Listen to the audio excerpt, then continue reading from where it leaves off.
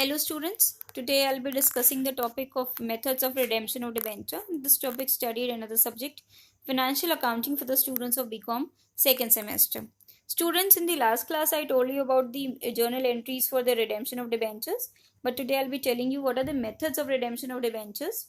So basically there are 5 methods: payment in lump sum method, payment installments, purchase in open market method, conversion into shares or new debentures method, and payment after a fixed period method. And we'll be looking at each of these methods one by one. First of all, what is lump sum method? As the name says, कि the company redeems the debentures by paying the whole amount at once, that is lump sum. Company क्या करती है? Company जब debentures को redeem करती है तो it pays the whole amount, that is in lump sum. So according to the SEBI की guidelines के according जो है, according to the guidelines of SEBI, the companies are required to create 25% of the face value of the debentures as debenture redemption reserve account. Okay, तो जो companies हैं उनको 25% debentures का, जो डिबेंचर्स की फेस वैल्यू का 25% जो है उनको डिबेंचर रिडेम्पशन रिजर्व अकाउंट में क्रिएट करना है. और जिस साल डीआरआर बनता है उसी साल कंपनीज को जो है किसी भी स्पेसिफाइड सिक्योरिटीज में इन्वेस्टमेंट भी करना पड़ता है. कितना इन्वेस्टमेंट करना पड़ता है? 15% of the nominal value of the debentures to be redeem during the year. And और कब तक करना पड़ता है? ऑन और before 30th April of the year in which the redemption is to be made. ठीक है. Now what are the exemptions to create DRR? तो ऑल इंडिया फाइनेंशियल इंस्टीट्यूशन और बैंकिंग कंपनीज को डीआरआर बनाने की जरूरत नहीं है. They are exempted to create DRR. और डीआरआर का डिस्क्लोजर कहाँ होता है? बैलेंस शीट के इक्विटीज एंड लाइबिलिटीज साइड में under the head share holders fund, और सब हेड होता है रिजर्व एंड सरप्लस. वहाँ पे डीआरआर का डिस्क्लोजर होता है. अब जब हम लोग डीआरआर क्रिएट करते हैं तो इसको हम लोग क्लोज भी करते हैं. कैसे क्लोज करते हैं? By transferring the amount to general reserve. कौन कौन से सोर्सेज हैं redemption of debenture? What are the sources of finance for the redemption of debentures? तो पहला तो है कि from the proceeds of fresh issue of share और डिबेंचर. दूसरा है आउट ऑफ कैपिटल. और आउट ऑफ कैपिटल, तो अगर हम लोग आउट ऑफ कैपिटल की बात करें, it is a redemption of debenture without the utilisation of any profits of the company, and this is possible in the case of banking companies and all India financial institutions. And ठीक है. Then out of profits, तो अगर companies ने कुछ part जो है retain किया है प्रॉफिट्स का, तो it is utilise for the purpose of redemption of debentures. Then will study the journal entries in the case of lumpsum method. सबसे पहले इशू की एंट्री करते हैं.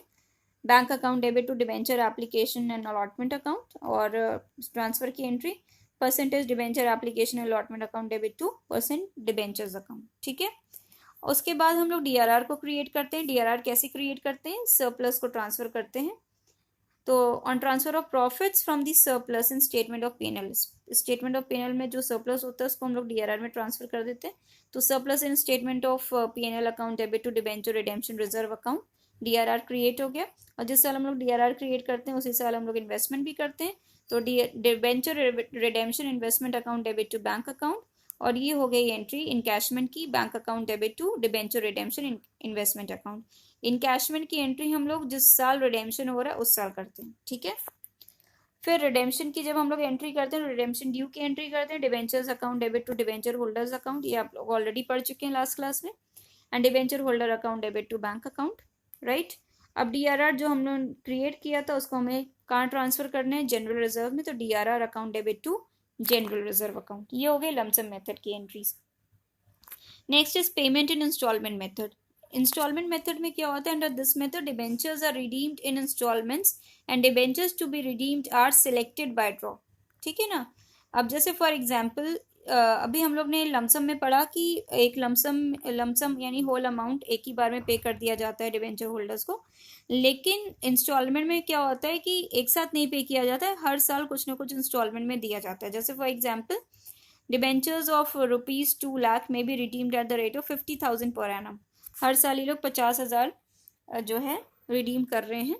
और ये कैसे रिडीम करेंगे? That this 50,000 are selected by lottery. इसीलिए इस मेथड को ड्रॉ ऑफ लॉट्स मेथड भी कहा जाता है. और इसकी जो जर्नल एंट्रीज होती हैं, जो हम लोग ने अभी तक ये जितनी भी जर्नल एंट्रीज पढ़ी हैं, यही सारी जर्नल एंट्रीज जो हैं पेमेंट इंस्टॉलमेंट मेथड में भी होती हैं. बस इसमें ये होता है कि जब डीआरआर क्रिएट किया जाता है तो डीआरआर पूरा एक बार जो भी डिबेंचर्स की जो भी फेस वैल्यू है उस पर पूरा एक बार डीआरआर क्रिएट किया जाता है।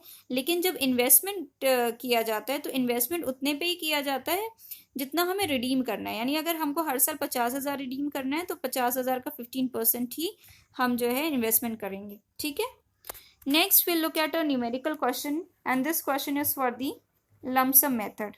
ठीक है, ये क्वेश्चन जो है लमसम मेथड के लिए है। क्वेश्चन क्या कह रहा है? Question says that the Kaveri Limited issues 50,000 8% debentures of rupees 100 each at par on 1st October 2012, redeemable on 31st March 2016। देखिए इशू कब किया गया? 1 अक्टूबर 2012 को, और ये रिडीम कब हो रहा है? 31 मार्च 2016 को।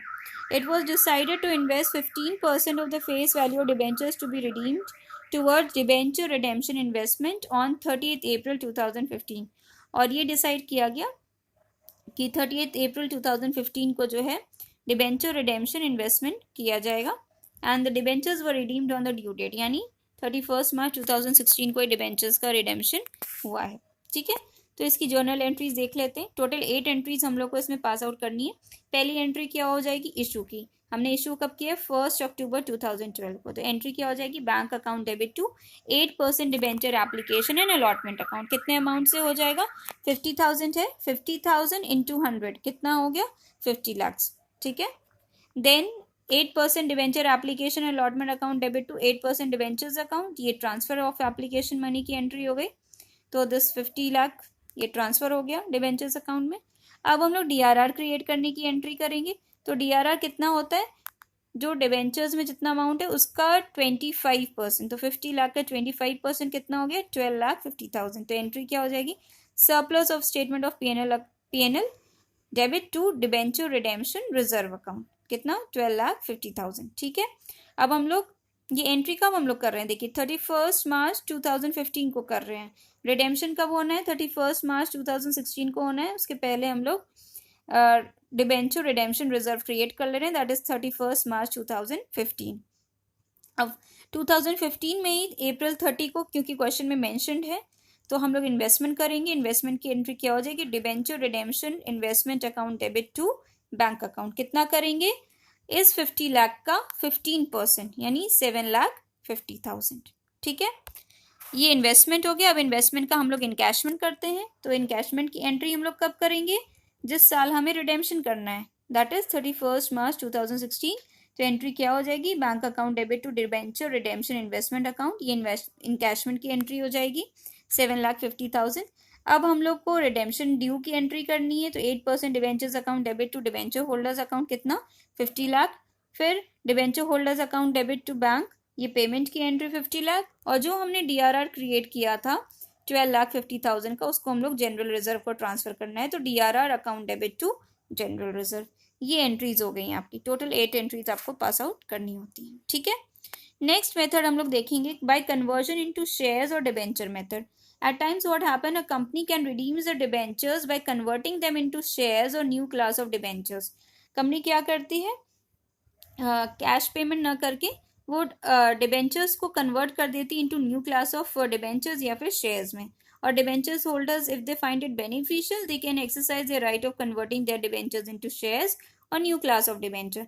इसमें डीआरआर नहीं बनाना होता है, जैसे लमसम मेथड और ड्रॉ फ्लॉट मेथड में डीआरआर क्रिएट करना होता है, इसमें डीआरआर नहीं क्रिएट करना होता है। उसकी जो जर्नल एंट्रीज होती हैं बहुत ही सिंपल होती हैं।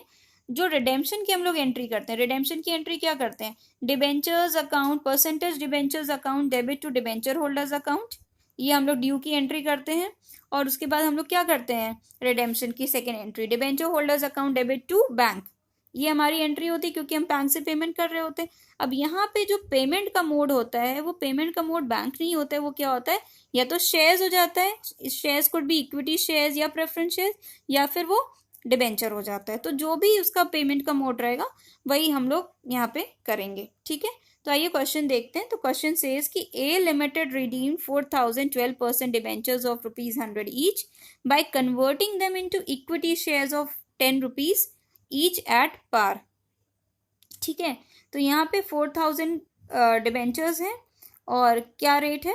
₹100 ईच है। और इनको कन्वर्ट किस पे किया गया है? इक्विटी शेयर्स में कन्वर्ट किया गया है। और इक्विटी शेयर्स का क्या रेट रखा गया है एट ₹10 ईच एट पार, और पार वैल्यू पे इसको इशू करना है। ठीक है, अब यहाँ पे देखिए एक चीज़ आपको ये समझनी होगी कि हमारे जो नंबर ऑफ डिबेंचर्स हैं, तो नंबर ऑफ डिबेंचर्स को जब आप पर इसके वैल्यू से जब आप मल्टीप्लाई करेंगे तो कितना हो जाएगा, it will amount to 4 lakh. ठीक है, यानी आप जब कन्वर्ट करेंगे इस डिबेंचर्स को इक्विटी शेयर्स में तो ये अमाउंट 4 लाख आना चाहिए। ठीक है, अब देखिए अब इसकी जो जर्नल एंट्रीज होती है उसकी क्या होती है, 12% debenture account debit to debenture holders account 4 lakh, कैसे हुआ 4000 इंटू 100, ये तो हो गई हमारे ड्यू की एंट्री जो कि हम लोग करते हैं। अब जब हम लोग पेमेंट की एंट्री करेंगे तो क्या करेंगे, debentures holders account debit to equity share capital account, यहाँ क्या करेंगे, टू बैंक की जगह क्या कर देंगे, टू इक्विटी शेयर कैपिटल। अब ये कैसे आएगा, देखिए ये जो डिबेंचर्स का हमारा है अमाउंट 4 लाख, ठीक है, इसको हम लोग डिवाइड कर देंगे बाय 10, क्योंकि 10 हमारे क्वेश्चन में दिया हुआ है, ₹10 ईच एट पार, तो हमें नंबर ऑफ इक्विटी शेयर्स पता चल जाएगा।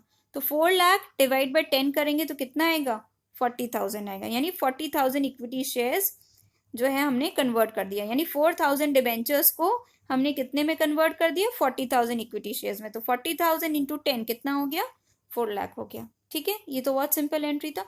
दूसरा देखिए, दूसरे केस में क्या है, दूसरे केस में जो है B limited redeem 1214% debentures of ₹500 each by converting them into preference shares, 12% preference shares of ₹10 each at a premium of ₹2 per share। अब यहाँ पे 1200 जो इनके डिबेंचर्स हैं, नंबर ऑफ डिबेंचर्स कितने हैं, 1200 हैं, और हर डिबेंचर का प्राइस कितना है, ₹500 ईच है।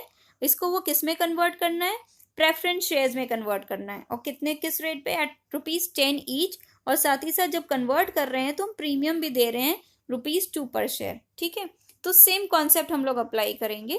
कॉन्सेप्ट क्या अप्लाई करेंगे बता रहे हैं, देखिए सबसे पहले तो एंट्री करेंगे 14% debentures account debit to debenture holders account, कितना हो जाएगा, ये हो जाएगा आपका 1200 इंटू 500, तो 1200 इंटू 500 कितना हो गया आपका, 6 लाख रुपीज, ये 6 लाख रुपीज आया।